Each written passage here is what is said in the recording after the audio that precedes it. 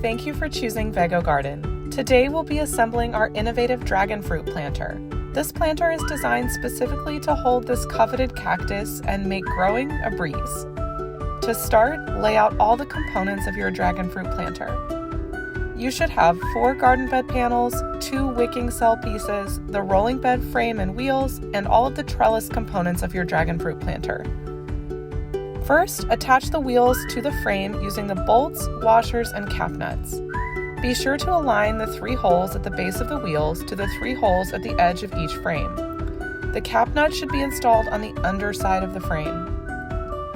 When attaching your wheels, be sure to place the 2 locking wheels on opposite sides of the frame, not on adjacent sides. Once all your wheels are attached, tighten, give it a good test spin, and lock the wheels for stability through the rest of assembly. Next, attach the adapters with the notched side out. These hold the garden bed to the frame. Tighten with cap nuts. Assemble your garden bed panels, installing hardware only in the 2nd and 3rd bolt holes from the top, and attach the safety edging. Place the garden bed on the frame, aligning the adapter hole on the inside and the notch on the outside of the garden bed. Secure a bolt, washer, and cap nut through the garden bed and connector and tighten. Next, place the wicking cell tray into the bed and push it down until it is flush against the frame, followed by the wicking cell top. You may now install the hardware in the remaining holes of your garden bed.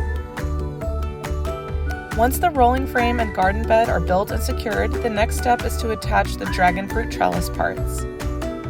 First, push the connector into the central pole of the trellis until it's flush, followed by the smaller center pole into the other side. It can help to stand the poles up while pushing to get a tight connection. Once it is securely connected, push the wider end of the center pole into the center of the fruit wheel. Next, push the corner poles into the wheel, noting that the notched end should be on the bottom and facing outward so that it can fit along the corrugated side of your garden bed. Insert bolts, washers, and cap nuts through the corner poles and the garden bed and tighten to secure. Secure with screws down through the top of the wheel and into the corner poles. And now your dragon fruit planter is complete.